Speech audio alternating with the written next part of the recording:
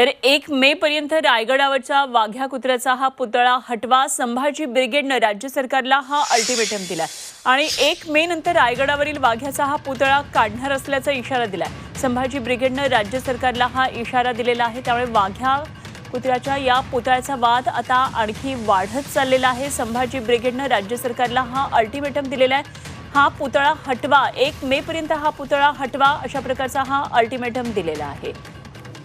तर 1 मे नंतर रायगडावरच्या वाघ्याचा पुतळा काढणार असल्याचा इशारा संभाजी ब्रिगेडनं दिलाय।